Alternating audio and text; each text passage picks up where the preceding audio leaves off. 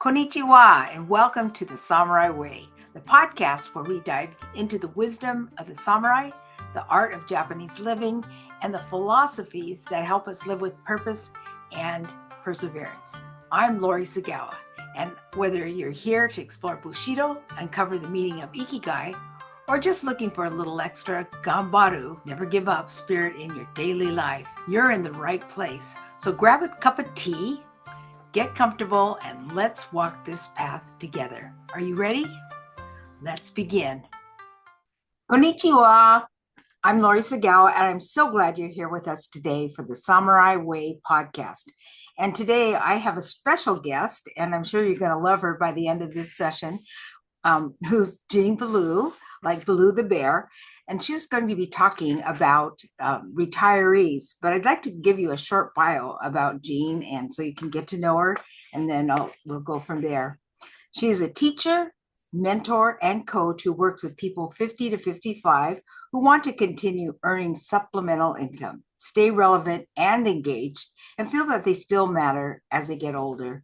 In her late 50s, Jeanne took her own professional skills so she and her husband could move abroad with their duffels and dogs. So first to Costa Rica and now to Spain.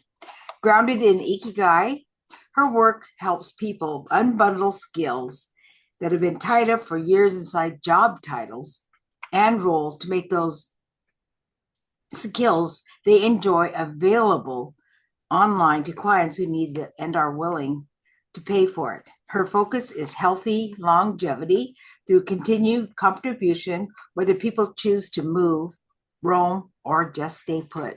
So please help me welcome Jeanne Bellew. Welcome to the show, Jeanne.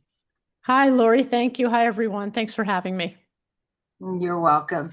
Well, Jeanne, I'd like to I read your bio, and I'd like to know if you would just like to share a little bit about yourself so people would get to know you. Sure. I'd be happy to. I am from the United States. I have a background in leadership development, coaching. Then I went into senior living care and kind of just, I had a career. I did what everybody watching probably has done. And then in 2021, my husband and I decided we thought about it for a while about moving abroad. And so we did. And this whole thing started because in order to move abroad, I still had to earn a living. So I was 58 at the time. I didn't need to earn the height of my career, but I still needed to earn. And when you move abroad, usually most countries, you cannot work and take jobs away from locals, which makes perfect sense. So I had to do something. And really the only thing available is online. That's all to do. So I learned how to work online and how to take the skills I already have that I enjoyed. And I put them on a project-based talent marketplace, working with clients that were already looking for work. And I started making money. And we moved. We went to Costa Rica, and we were there for 3.5 years. And people started asking me how I was doing it, and I started showing people, and it took off from there. And it just opens up a door for people that don't know that there's a door available to them. And I was sharing with you, it takes curiosity because you were in 21, you were during the middle of COVID. So something had to change. Yeah. And if you just say, this is it, I'm going to stay put, I'm going to write it out, you wouldn't get to go to foreign countries. Yeah. So, yeah. And I'd like you to share one of your first points is how Ikigai can evolve later in life. Oh, happy to do that. So first of all, I just want to say that the people I work with, like the niche that I am, is 50 to 55 plus. So I've worked with people in their mid 70s as well, just so we know that's sort of the group. I don't not work with younger people. That's just my niche because I'm one of them. I'm 64 today, so that's one of them. Today, wow. Well, not today, sorry, now. Okay. Yeah, sorry.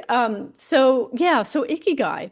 So Ikigai dovetails with everything that I do. So what starts to happen in my experience and all the work that I've done in my research is people age. It's usually in their 50s, maybe 57, 58, which is a big area that I see, where the idea of purpose kind of starts to show up a little bit. The end of life is showing up a little bit. We're not getting any younger. We've got less years ahead of Mhm. us. The other thing is people are getting exhausted from their jobs. They're working places they don't want to work for people they don't want to work for. That you get a little more afraid, a little bit more frustrated, and it gets like tentative, right? And what starts to happen is purpose starts to come in. And, when you're in the grind for 40 years, and I'm sure people listening understand what I'm saying, I was in it, you can kind of lose purpose because you're going after it every day, right? You're showing up doing what you're supposed to do, and there's some scope of work, and you're checking boxes. And so, Ikigai is not a thing that you achieve. You don't get your Ikigai. It's not a thing, it's not tangible. It's a practice. And you can practice Ikigai, your whole life, or when you discover there's any conversation called Ikigai. When you get older into that age group, the whole idea of purpose begins to come in. And Ikigai is really about coming to some knowledge for yourself about what your purpose might be, right? It's not like black and white. This is my Mhm. purpose. That's what I'm going to do the rest of my life. But you begin to get what brings you joy and what you love to do and what you're good at. And it could be gardening, and it could have been something you did 20 years ago that you haven't done for 20 years, but you remember it and you remember the joy that you felt. It could be writing an article. It could be, pottery. It doesn't matter what it is, but we all have something that we love. And Ikigai is the beginning of the practice of bringing forth, well, what is it I love? What do I love to do? Right? Not only what do I love to do, but what am I good at? Right? A lot of us move away during our career from what we love. A lot of us move away from what we're good at, right? We stop the art, whatever it may be for anybody. And this is a moment where people start kind of going, well, what am I going to do with myself? I'm not going to do this for the next 40 years. So what am I going to do? So Ikigai brings forth, what do I love? What am I good at? Where you can start that exploration for yourself. And where it comes in with what I do and what I work with people on is the other parts as well, which is, well, not only what do I love and what am I good at, but what does the world want? What's in demand, right? And then when it's in demand, will they pay for it? Was there something for me as I grow older that I can get paid for to take care of myself, not about getting rich and wealthy and the figures and all the stuff we're told. But how do I take maybe what I love and what I'm good at, and then the world wants it and will pay for me? How do I bring all that together? And what I do with people is all about that.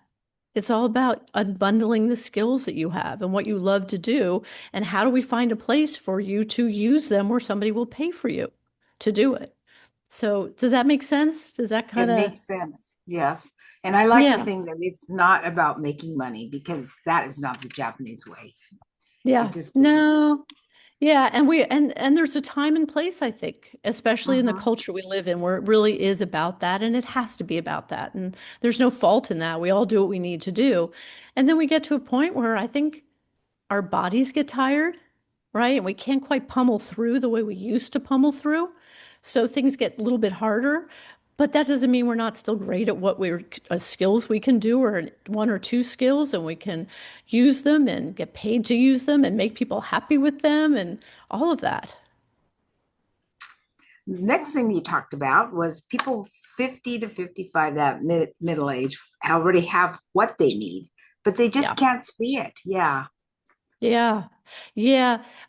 There's a lot of noise. I call it noise for lack of a better word because it's all in the background, but there's a Mhm. lot of noise around online work, which is where I teach people, coach, and mentor. And it's usually around, and I'm just going to say it, but it's usually around digital marketing. And I have done that, right? I attempted the affiliate marketing thing, and there's a lot of noise about that.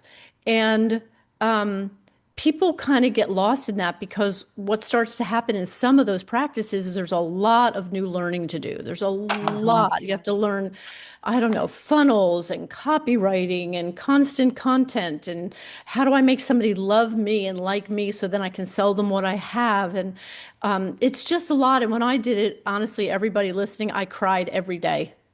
I Mm. tried it. I cried daily, daily. I couldn't get it. I didn't understand it. I couldn't make everything sync up. So I do part of my research is to follow what people are up to. And what starts to happen with this whole reinvention thing is people get to a stage, and I've said like 57, 58, that seems to be a big age group I talk to, where they don't want to reinvent themselves or they think they should. Like that's the next step is I'm going to now reinvent. And I think I bump up a little bit like the unpopular opinion they say that I don't think everybody wants to reinvent themselves. I think a lot of us are walking around with the skills and the knowledge that's all we need. We've already got it. We just spent 40 years building it. So then my thing is, well, then how do you take it since you already know it and how do you give the gift? And you don't have to reinvent yourself. And from my own I agree. experience, it's exhausting. Like from young to middle age to parenting to children to elderly, I mean, constant, how do I do this? And now how do I learn that? And how do I become this? And how do I become that? And got to a point where like, I gotta know enough. There's got to be enough here after all that. And that's when I found the working online the way I offer it. And that's a whole nother ballgame. So Mm. I don't think people want to reinvent. I think they already got it. They just don't know how to find it. They don't know how to Mhm, gather it. mhm. And uncover it. That was what Emil I said. am. Uncover, I use discover. I use the word bundled. So, we Oh, go through bundles. career and we have job titles and job roles, and people ask us, who are we or what do we do? And we give a title. I'm a VP of this, or I'm a director of that, or whatever people are. But in those titles and roles, there's all these skills that are kind of bundled up into the role. And after you do that for 30 or 40 years, you don't know that you can unbundle it and you lay out this like nice 5, 7, 10 skills that you've got that you forgot you had because of your title. So you can unbundle and figure out what all those are, and then you can pick and choose the ones you love and you can offer them to people and they will pay you to do that. And that brings us to our last point is staying engaged. Hmm. Earning and contributing is about dignity, not hustle. Yes, yes, yes. I talk to people, and we're back to the little bit of the last question too about that whole hustle thing and the side hustle, and it's exhausting, right? And Mhm. people I talk to really want to be valued. They want to be valued for their wisdom. They want to be valued for their 30, 40 years of experience. They want to have dignity as they age in a culture that really doesn't grant a whole lot of dignity as we age. And they want it so badly, right? And everything around them isn't about that. It's about, Mhm. hustling, get on to the next thing, get good at the next thing, make that side hustle, make that extra dollar, whatever. And I think people just want their dignity. I mean, I knew I did at 58. I just want to take what I know, do it well, give it to somebody, and live the life I want. And for us, that was moving and living abroad, Mhm. right? And so I think that's what people want. And I think they already have their dignity. You work that long and you do that and you get paid for it and you have dignity, you have integrity, and you can And keep how is having. life? How is life abroad? Well, we love it. We love it. Mhm. It's very, very humbling, very humbling, because we're now the immigrants, right? We were not born where we've lived in Costa Rica and we live in Spain. We were not born in either country. So we're not the top of the heap here. They appreciate us. They value the money we bring to the country. They value that we pay for things. But other than that, it's very humbling, right? We mind our P's and Q's. We're very respectful, learning the language. I don't think it's for everyone. I think everybody wants this kind of adventure, but I know a lot of people do. Right. So we love it. I mean, my husband has no intention on ever going back to the United States ever. Oh, So really? Hmm. ever. He said that when we left. Never. He's Hmm. 65. So I laugh with people. I say, well, if I want to stay married to him, which I do, then I guess I'm not going back either.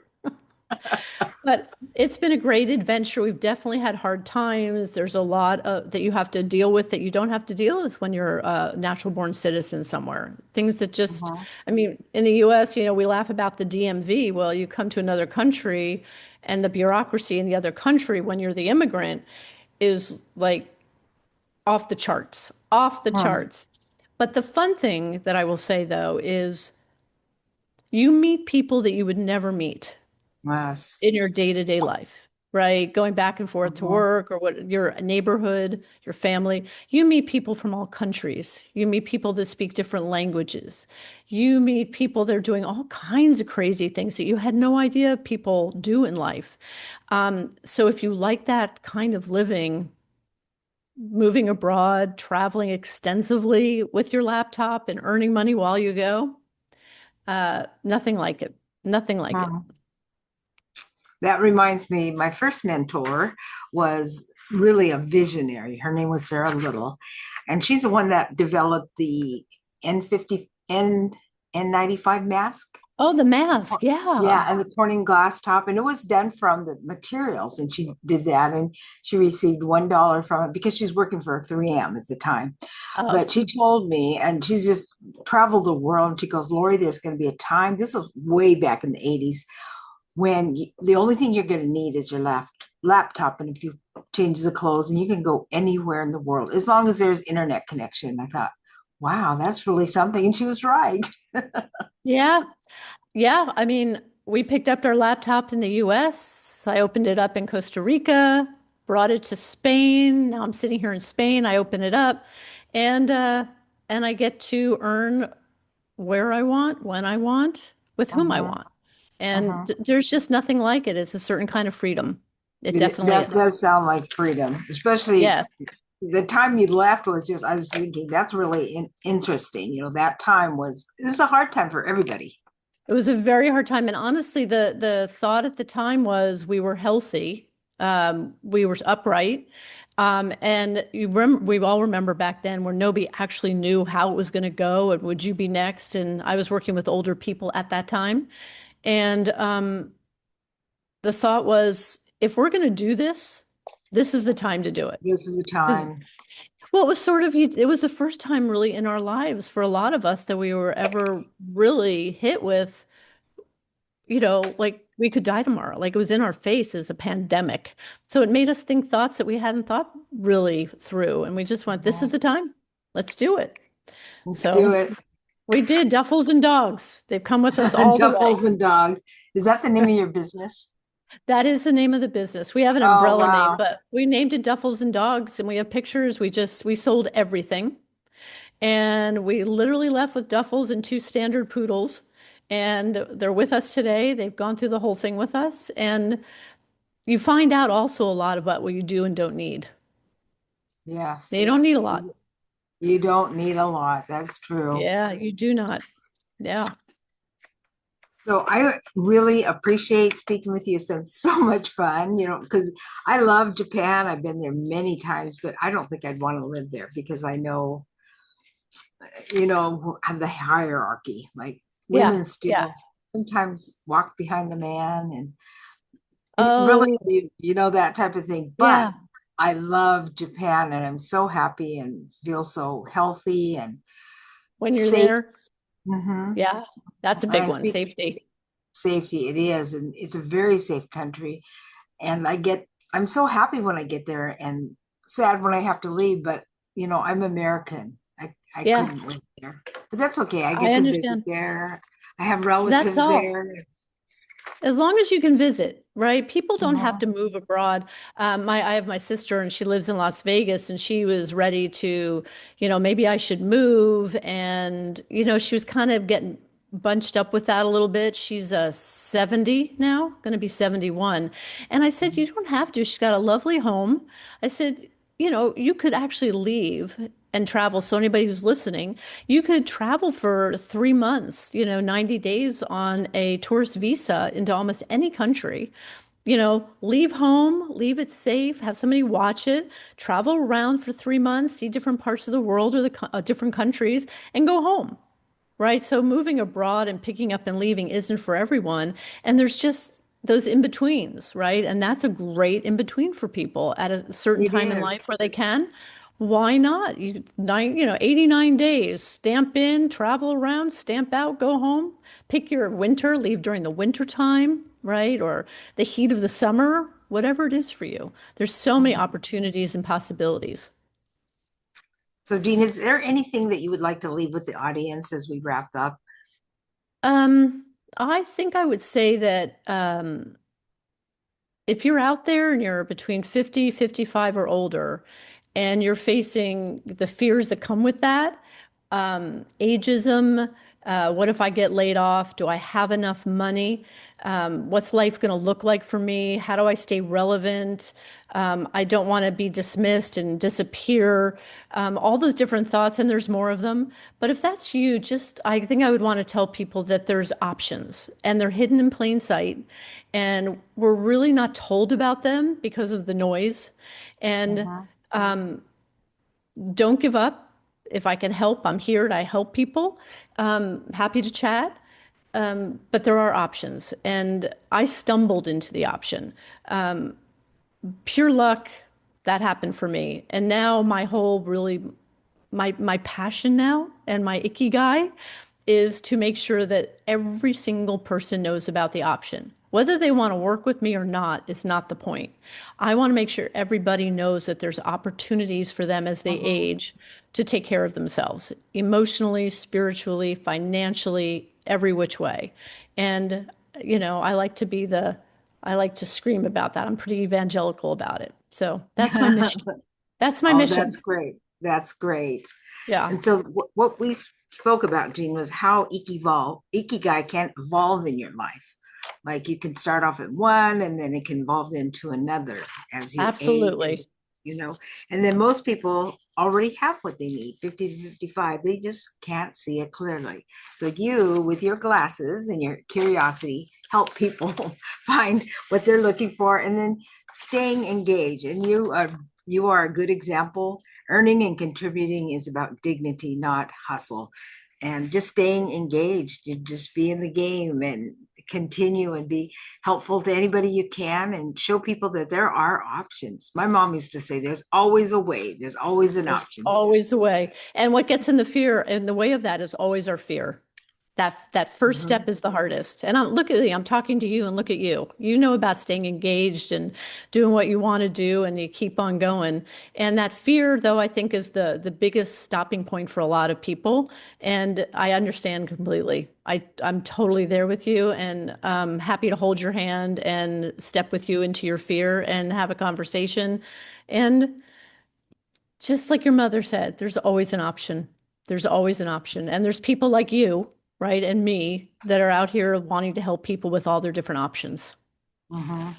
Yep. That's right. There's always an option.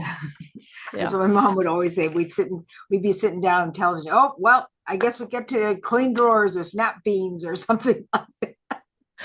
She would always have us do something. We grew up on a There's, farm. And so there oh, was yeah. There's always always, something to do. yes, there's Yeah. always. Yeah. Mhm. Stop dawdling. Yeah. Do something. Oh, you're going this way. Yeah. We'll take this basket with you and bring something back. That's what she used to always tell us when Yeah. we were around the house. And yeah, Yeah. so we had a, I don't know if that was also like a time in history too. Being idle was not okay. it wasn't. If your parents saw you being idle, something's up. Yeah. Well, they went through the depression, and so Yeah. there's no wasting, no extra time because they only had like two dresses, two pairs of shoes, and Yeah. those times were tough. But they Yeah. made it, and they gave us a good life and showed us Yeah. how to work. And I'm so happy and thankful that they did. Yeah. And now you give your gifts to other people. I think that's what it's all about. I think Pablo Picasso said that. We all have gifts, and our job in life is to give them away. That's right. I Yeah. had that as a quote on one of in the social media because I think it was Oh, really you good. did? Oh, Mhm. wow. Look at us. Very good. It's like kindred spirits. Yeah. Yes, All and right. I have so enjoyed you, and I'm sure the audience has enjoyed it. So be sure to, as we wrap up, be sure to like, subscribe, and share with other people because there's so much good information here about on the Samurai Way. We talk about so many things. You never know what we're going to talk about. We just spoke about the Tuskegee Airmen, and some people didn't even know they existed. And the speaker actually knew about them as well as the Japanese 100th 442nd, and they were very well decorated. And now their stories are still being told. So I want to thank each one of you for being here. Please spread the word. Please share, subscribe, like, and we'll see you next time on the Samurai Way. And that's a wrap for today's episode, The Samurai Way. I hope you found a little inspiration, a new perspective, or just something to reflect upon as you go about your day. Now remember, the samurai spirit isn't just about history. It's about how you show up, face challenges, and live with purpose. Whether it's Ikigai guiding your path or a little extra Gambaru pushing you forward, keep walking strong. So if you enjoyed this episode, be sure to subscribe, share, or leave a review. It really helps. And if you've got some thoughts, questions, or you just want to connect, just contact me. So until next time, stay focused, stay determined, and keep living with purpose. Mata ne.